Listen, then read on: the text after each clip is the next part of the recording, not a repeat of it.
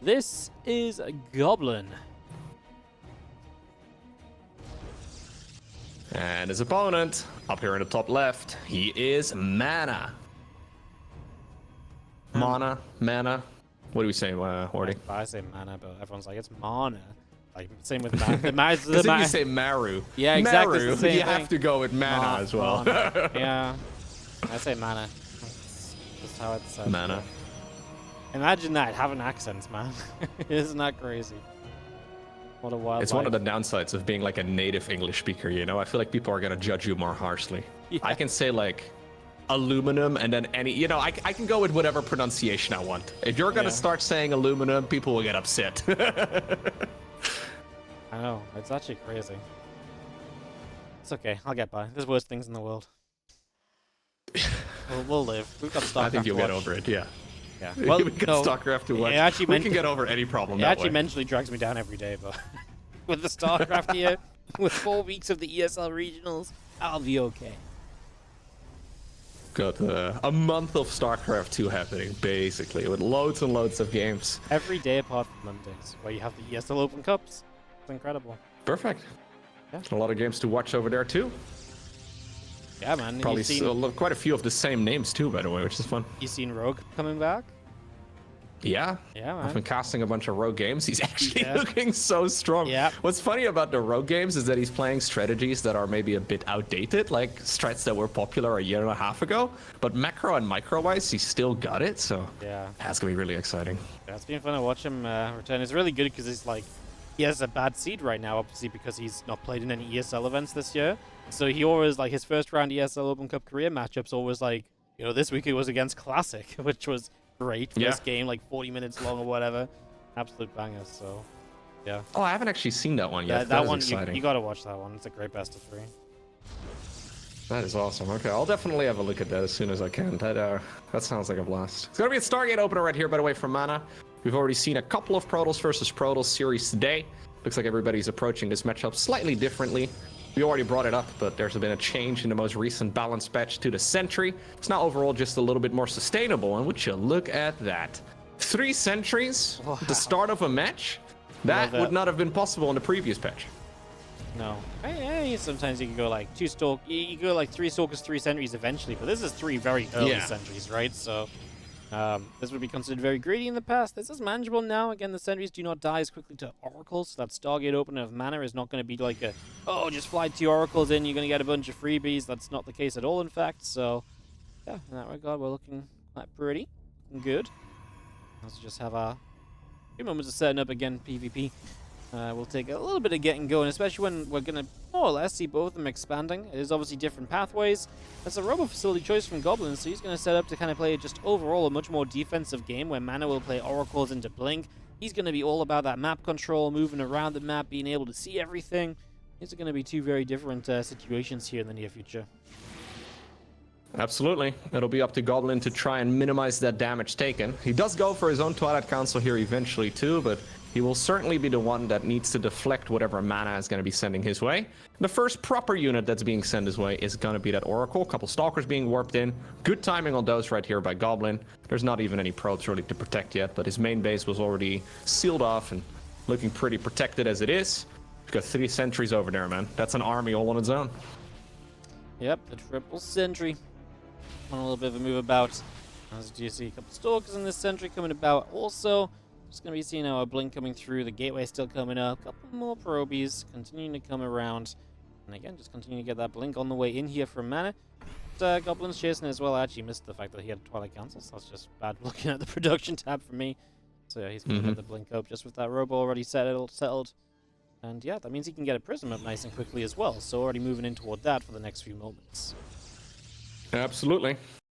Blink is going to be slightly earlier here for MaNa, but really nothing to write home about. It's one of those situations that's quite difficult to actually estimate. So instead, he's just going to prevent his opponent from easily taking a 3rd Nexus on the back of this. Puts down the Stasis Ward over there, but Goblin no intention of really doing a whole lot of aggression just yet. As a matter of fact, he's building up his gateway count, so we'll have to see what he decides to do here in just a moment. Instant Immortal on the back of this too, though, so we're just happily macroing up. Yep, model on the way. Blink coming up on both sides. The Prism continues to go out the far left side. A couple Oracles are moving about as well, so away they go. And the sentry is going to start firing, also just going to try and get a little bit of something. As the Stalkers, though, intercept the Prism, and that is a big deal because that just means Goblin's early investment is already being shut down a little bit. So that just becomes a little bit pricier. And yeah, that kind of sucks, man. You build a Robo early, but you lose the Prism. Now you lose one of your ways to harass. So that's obviously really not great. Okay, a couple probes here, also in some trouble. Not really getting a lot of counter damage done at all. Just looking at the chat prediction real quick, but apparently 87% of votes are going in favor of MaNa for this one. That surprises me a little 87, bit. wow. 87 to 13, yeah. In my mind, it's closer to like maybe 60-40 at best, but... honestly, to me, there's more 50-50 because Goblin's pretty darn good. That's some name recognition right there. But it's not like Goblin's like an unknown name, to be fair. Oh, that's wild. Well, Goblin's been playing for a long time, but I guess not quite as long. We're going to try again with the blink. There we go. Not quite as long as MaNa. Blink forward right now as well, though, from the player in blue. Luckily for Goblin, he does save that Immortal. And honestly, he got punished for it. In the meantime, though, a load of damage is being done in that mineral line. Those oracles swooping back in. Just like that, 11 probes fall on the side of Goblin. Yeah, so Goblin actually losing a lot there. That was a good play by MaNa. Very well handled. Put himself in a good little position. That was very cool to see. Now we move on and see what the next step of this is going to be. And see what the players are going to get up to now. As obviously Goblin is ready to fight across the map. So he does have an army supply advantage. He kind of wants to send this right here. So he is literally about to do exactly that. He is about to send it. As the Stalkers gather, pylons, battery, all coming through as well. So I'm just going to bring all of that up for the moment. And see where we go as the Stalkers do a few more shots of damage. He's going to take that Nexus, though, over at the third base right now. Warps in a bunch of Dark Templars, hoping to maybe even out that worker count a little bit. Working, from an income deficit is always difficult, especially in the mirror matchups. Bunch of Stasis Wards over here, okay. The Dark Templar, though, having a grand old time. The very least creating a distraction, and sometimes that's an opportunity for the aggressive player to move forward, and that's exactly what Goblin decides to do right now. Okay, there's the Sentry with the Guardian Shield really helping out quite a bit, but still Dark Templar dealing damage. So when you look at the worker count right now, it's pretty much even again, Wordy. It is indeed. It is going to be leveling out completely as we do have ourselves the, well, few DTs continue to come about and just going to keep on swiping around for a little bit here. Keep our Stalkers on the move. And we're going to have ourselves this fight actually breaking out. We do have MaNa trying to jump in. He gets rid of the Immortal straight away, so that's going to be a good grab. I mean, is that going to be enough? The army supply of MaNa definitely starting to look a little bit better. We'll lose a couple of the oracles, but that means 3 shots onto the Stalkers of his opponent. He blinks to chase down, and I think he's going to be loving this situation. Absolutely. Goblin, though, finishing up the third Nexus right now at the bottom of the map, so he is going to be able to start transferring some of his probes over in that direction. Income-wise, it's not looking all too bad anymore here for Goblin. MaNa right now, okay, still in a little bit of trouble. He's really struggling shutting down the Dark Templar. I mean, now he's body blocking it. That's something, but he needs to get some reliable detection out here. It's surprising how He's like, guys, let me go in. Yeah. Guys, step aside, please. I mean, just want to kill some probes. He lost one of the oracles, right? So he actually has a lack of revelations compared to before. So that oracle that went down, I was like, oh, well, that kind of saved you a couple of shots on the Stalkers, but actually it's a pretty big deal. As now this DT gets to work again on that battery. And it gives you a chance to get rid of a pile on the right side. So Goblin up 15 workers, down a bit of army supply. MaNa can't move out because he doesn't really have reliable detection right now. And he's just not mining, so Goblin is putting himself into a winning position with the DTs absolutely delivering in a huge way. Those Dark Templar have been so valuable. And even when you do have an Oracle, these units are very spread out. Obviously, it's an energy-based cast, right, from the Oracle. Revelation is not just something you can do on cooldown. So you need to have the energy for it, and Goblin is just, sending in one at a time. Now, luckily for him, he does ultimately, MaNa that is, he does ultimately get that Photon Cannon done in the natural expansion. But previously, Goblin felt compelled to go for pretty much an all-in, and now it's MaNa who's going to try and do the same thing. In the meantime, though, Goblin is shutting down the production in the main base, going after the pylons. Yep, I mean, MaNa is basically all in with this push across this other side of the map, so he needs to get some work done here. I think he very much so knows that as well. I think he's very aware of the situation that he is playing in right now. And so he's just going to try and make the best of this situation, which is not exactly the prettiest. He continues to try and play on this side, but it is going to be Goblin holding on defending. And it really feels as though this is very likely going to be very much so on the road to a GG, because MaNa does not have a lot to play with at home. His army's not very strong anymore. I feel like he sees this. I feel like we see this. I feel like this is just a question of time. Absolutely. Goblin maybe on the ropes a little bit earlier on in this particular game, but he's now cruising. Feeling comfortable, goes into the 4th Nexus. Man, I could have maybe attempted to cancel that one, but problem is those Immortals, right? They put in so much work, and the Goblin army here is just simply too big.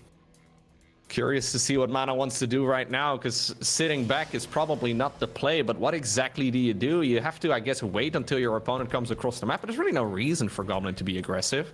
Unless Goblin feels like he can win the game right now, and he may very well be able to. He could just sit back and happily mech her up until he's, well, maybe a little closer to maxing out. Ultimately, he doesn't really need to. I think he's gonna swarp in as many units as he can. Yeah, he just send it. Yeah, he has the Prism out. There's no reason not to kind of go poke the other side and see what you can do, so I think it's time we go. Here we go, Absolutely. Making that move. So we are going to head across the map as Goblin. His army supplies up by 20. MaNa, it's not just numbers. I feel like it's the tech as well, although MaNa's about to have a 2nd Immortal.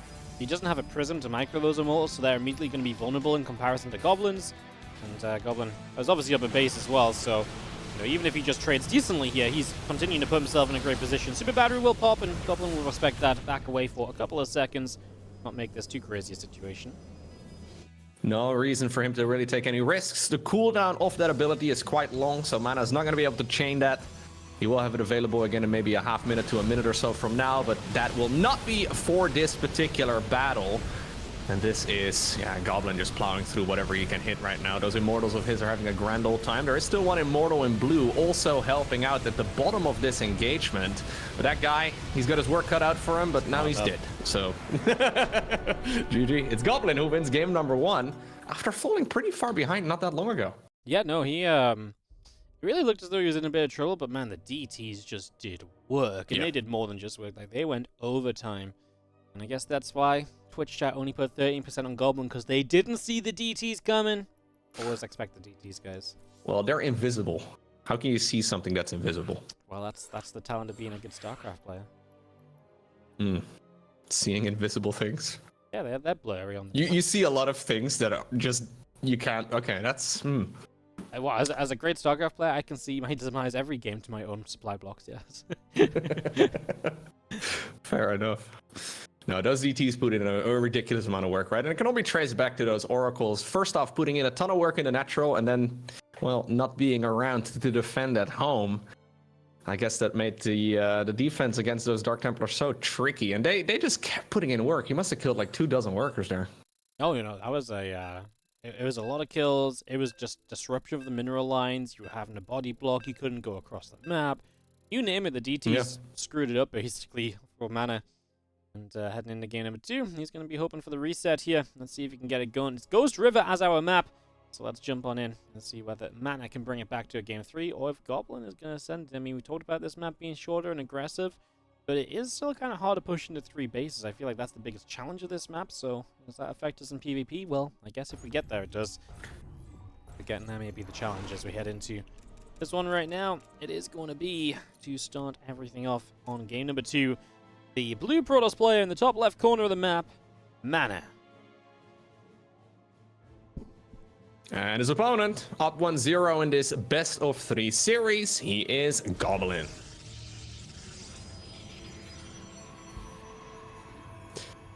Only 13% of guys in the chat ended up voting for it. I can't believe it. I can. Twitch chat being Twitch chat wrong? Do you think that's possible? No. No. Oh? Twitch chat is never wrong. Okay. It's one of the beauties of Twitch chat, Wardy. The beauty of that is I think people can type anything they want in the chat right now about you.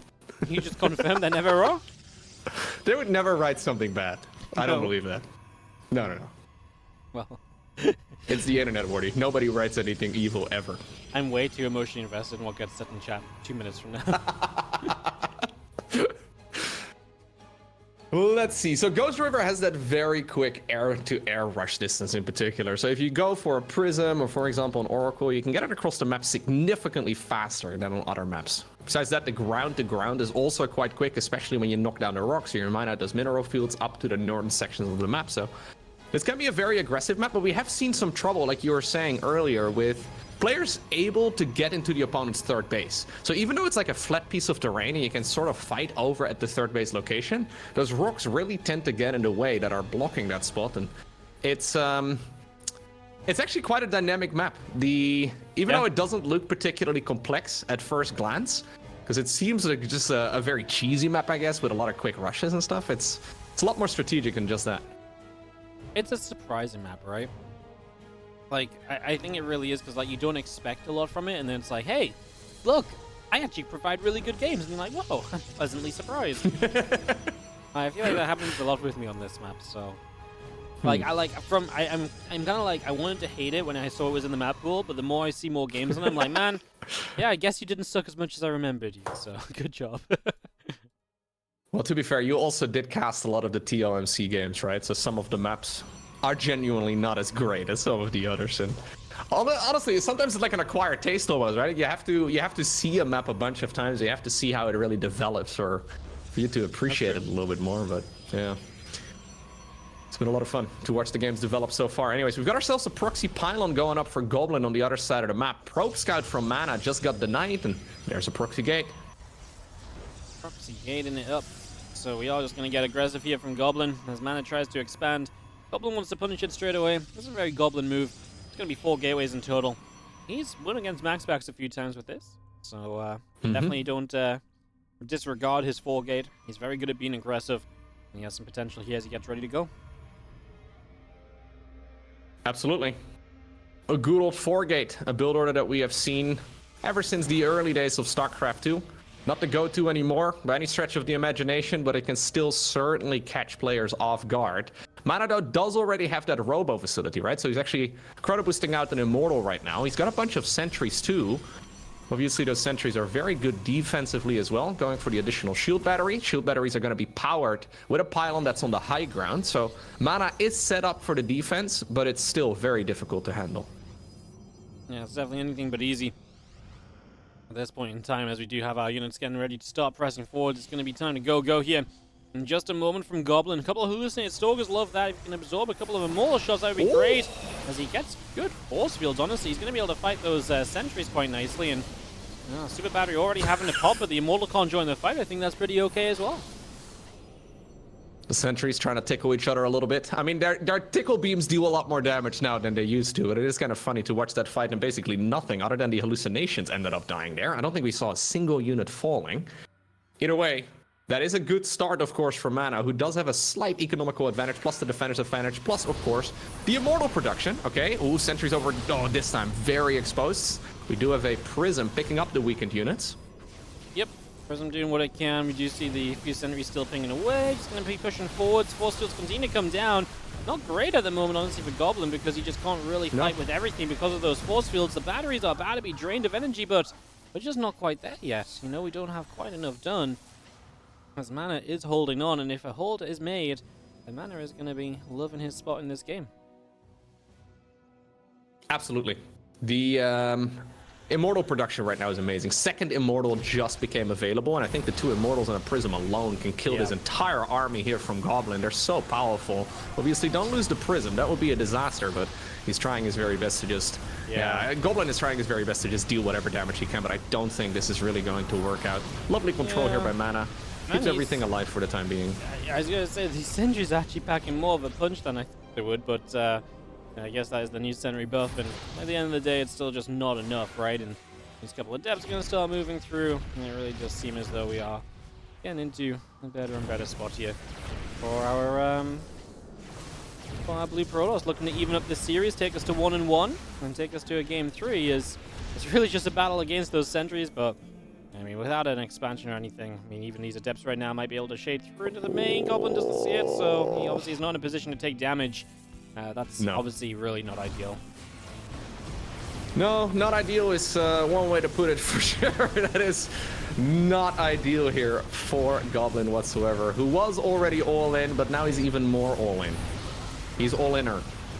Oh my god, anyways. Triple Immortal is just insane. Yeah, he's all-inner right now. Immortals are pretty good, man. Immortals are pretty good. They haven't died. They haven't died. They're immortal. Kind of had it in the name, I guess. Live up to that name. Beautiful. Beautiful. Alright, beautiful didn't sink right there. More beautiful. Those sentries actually. So I still kind of look at sentry battles. I find myself looking at these sentry fights. I'm like, oh, the sentries don't really deal any damage, but they're really putting quite a bit of work. Yeah, they really do deal more damage than you expect them to. It's funny how that works. Oh no, they pack a punch for sure. They do not mess around in the slightest. So as we head into game especially with that first fight, you know, like that first fight put me in a bit of a lull there, because in that first fight we just saw a bunch of force fields going out and nothing actually died. But then the follow-up attacks, those sentries put in the work for sure. They absolutely did. Yeah, the sentries were a good showing. It's funny, because like initially it's like sentries don't do much, but it's because of the force fields, not the fact that the sentries can't do anything, right? So it just kind of changes up why they can't do anything. But no, they actually do pack. Like when they were fighting at the end, I was like, are these immortals ever gonna kill the sentries? Because the sentries are just like whacking away. Like I thought they were gonna get a kill. If there wasn't a battery there, maybe they could have done. So absolutely. Yeah, we're gonna jump into nice work right there though by MaNa. It's good to see him evening up the score here. Yeah, and maybe that means Twitch chat was indeed right. Well, not yet. Right now it's 1-1, you know, so no one's right. Yeah. No one voted for the draw. Everybody's been wrong. So dumb going to 1-1. You guys didn't predict this? Oh. The series still has to be played out, Orny. We still have one map coming. No, well, we can't just call it now just to prove Twitch chat's wrong. You would do that just to prove that Twitch chat is wrong? No, just to prove that you were wrong, because you said Twitch chat's always right. Well, I said that, and then I saw Kalaris type in the chat that Twitch chat is always wrong. So if I say Twitch chat is always right, and Kalaris in the chat says that Twitch chat is always wrong, we end up with Schrodinger's Twitch chat, I guess. It doesn't really... It's wrong and right at the same time. We don't know until we open the chat. Our final game in this best of 3. It's going to be an Alcyone. There you go. Alcyone is what you can say as well, I guess. I've heard multiple pronunciations. So spotting right here in the bottom left-hand corner, he is MaNa. And on the top right-hand side from the Platinum Heroes, looking to recoup his winning streak from the start, it is going to be Goblin.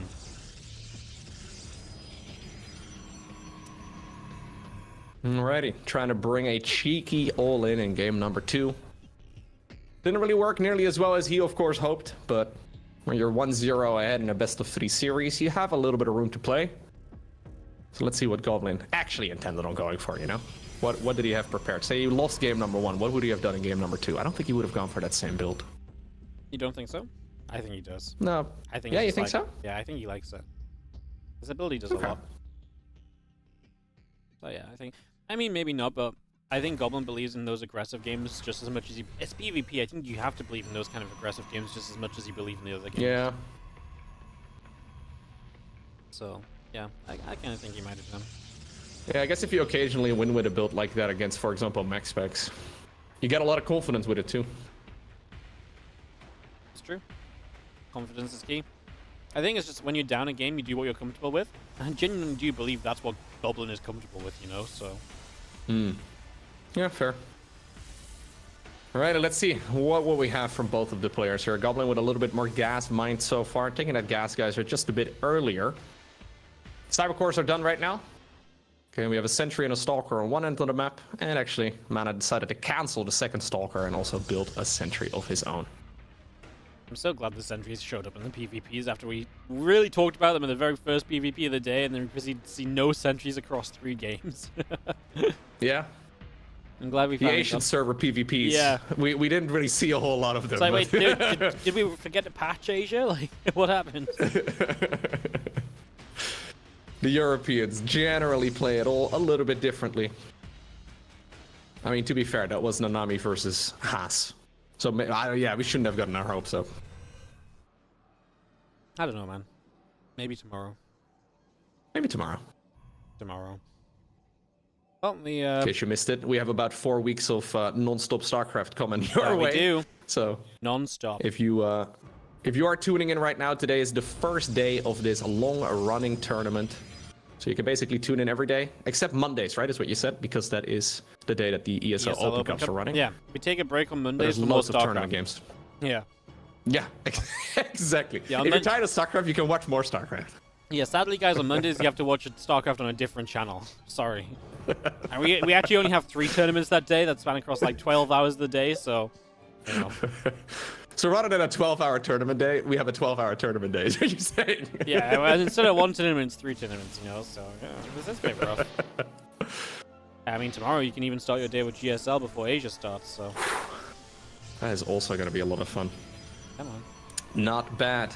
Games have been running for nearly a decade and a half, and still tons of tournament content for StarCraft fans out there. We do have a Twilight Council here, a little bit quicker for MaNa. He's going to be going into that Blink upgrade once again. Goblin prioritizing the Robo facility, but following it up as well with a Twilight Council of his own. That means he's going to be able to get that Prism out. He can start zooming around the map. Yeah, get the Prism, takes the map control. Remember that first game, Goblin lost his Prism so early on, so he never even got a chance to show what he could do with the Prism or anything of the sorts there, so that was a little bit unfortunate. And we just do go with the Prism about. Hallucination tries to move through, but nothing to come of that just yet. Because you have a Dark Shrine building from Goblin, so you get that ready to rumble. Absolutely. Delaying his Blink upgrade or anything along those lines for quite a while, and that means that MaNa, okay, he's not going to be relying on, well, any sort of, for example, oracles for detection this time around, because those DTs in game number 1 certainly did a lot of work for Goblin. MaNa just going straight into the Robo facility here. Get some more of that reliable detection going instead. I love the reliable detection. Yeah. Feels good, man, you know, have an observer that should never die until your opponent's op shows up and you snipe it. Yeah. Only invisible units can see each other. Unless they're roaches. It's so sad though as well, like, because I actually think that first game with 2 oracles, and he only just lost one of them as it kind of like flew in. It wasn't even really targeted. Yeah. And like, if he has that second oracle to provide extra revelations, he would have really minimized the losses. And then, you know, Matt was in a good spot initially, right? The DTs are really what killed him, so just had that oracle. Who knows how differently that game 1 could have gone. So yeah, I think he's going to take no second guesses this time around. He's going to be safe, secure. It's game 3. It's an important kind of, you know, momentum builder. If you win this one, you go into round 2 feeling great. I think that's a big deal. Absolutely. Yeah, you get to lose 3 series with the format that we have, so it's not like you're out of the tournament right from the start, but of course, you end up moving on if you end up winning 3 series, so it is much nicer if you get your first win under your belt. So we just have a nice little macro game here for the time being. Nothing all too aggressive from either player. They understand how important this match is. Looks like it's going to be Goblin who will be moving across the map first. Yeah, well, Goblin has a bit of a timing because he has the power of the 2 Immortals, right? So it's definitely like this kind of powerful moment where it's like, hey, I'm about to have Blink myself. You're not being aggressive. These 2 Immortals are going to question whether MaNa has enough to defend or not, and if he doesn't, then you can maybe get a cancel up on the 3rd base. That would be huge. If MaNa's got enough, then that's all good, but him not being on the map actively with the Blink and taking advantage of that Blink is definitely why Goblin is here. You can already see now, MaNa's already had to Blink back once. He does have a battery, he does have sentries, and I think Goblin's realizing that overall this is probably enough to play defensively with, so we're going to be okay as our Stalkers come through. And a little bit of a chase down happens. Yeah, those Immortals are so incredibly powerful here. Force fields all around as well. I like that exchange a lot, though, for Goblin, getting a lot of his expensive units here from MaNa. MaNa only has 1 Immortal remaining right now. Looks like the Archon is going to fall. Shield Battery is nice, but Battery Overcharge was already used previously, so he's not going to have it for another little bit. Nope, not going to have it for a little while here. We're just going to see ourselves. The unit's still powering away. I mean, we need to get rid of that Immortal. If we can get rid of that 1 Immortal, that would be huge right now. MaNa obviously needs to find a way to accept forward. There it is. There's the dive. Immortal for an Immortal, but that's fine because he got an extra Immortal here still as Goblin. And this is definitely looking good for him as he backs it up a little bit, but I mean, he's still pressuring that base, and as long as this base takes damage, MaNa is essentially just forced to fight into him. Absolutely, yeah. Those shield batteries are really powerful. He's got 4 of them, but the Nexus is not covered by it, so Goblin can just sort of sidestep a little bit further towards the right here. Okay, there's another battery overcharge.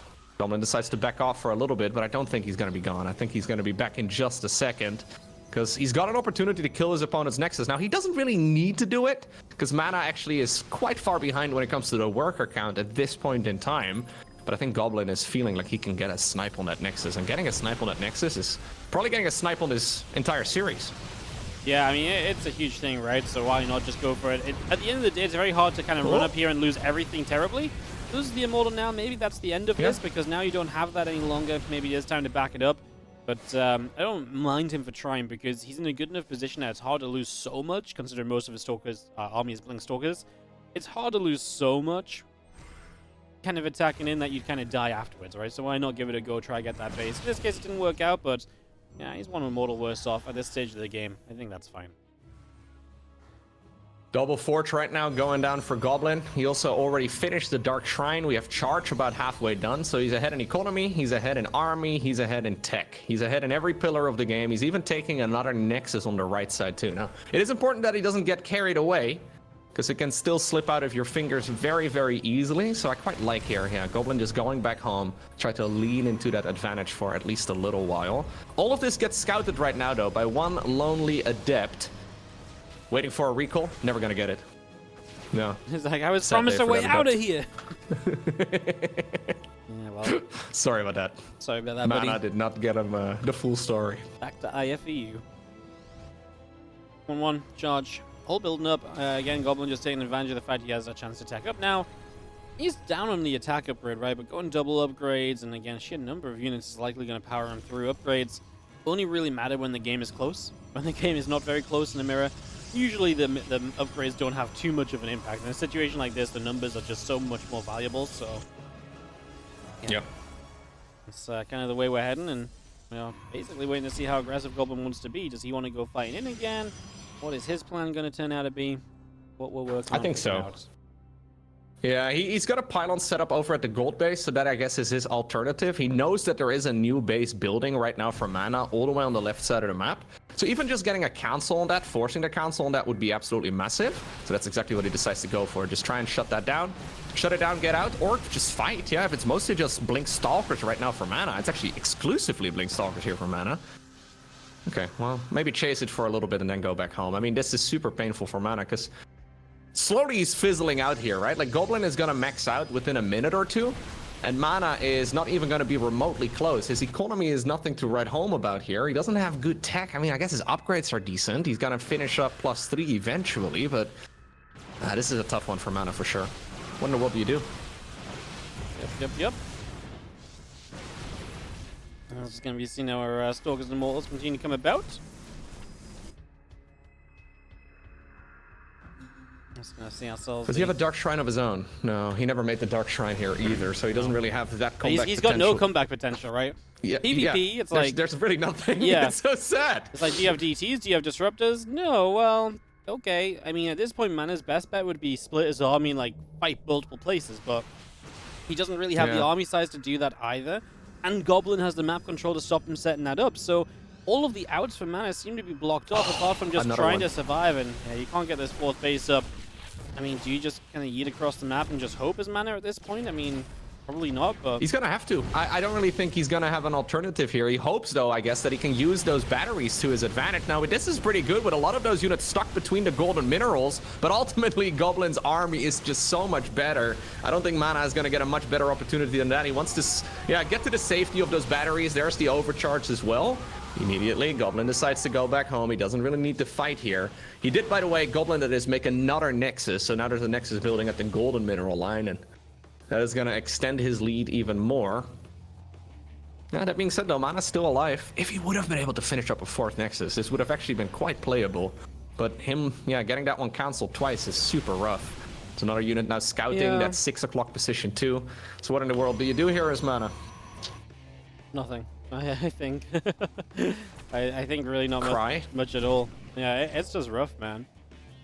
It's just rough. I think going into Disruptors is an option. Maybe he could have fired that up a little bit sooner. Like, if you need a comeback potential, a big Nova is the way to do it. It wouldn't be super reliable, but at least there's always a chance that your opponent makes a mistake. If we're gonna keep playing these armies, it's very tricky. Yeah, I mean, he's making his way to it now. Could he have done it sooner? Yeah, perhaps. I mean, maybe that's just a risk you take, right? Because you should be able to identify that the way this game has gone has not benefited you at all. Like, you've not done anything to really hurt your opponent. And, well, this blink-in is pretty much just going to be the final blow. As MaNa has to type out, GG, well played, Goblin, proves the Twitch chat.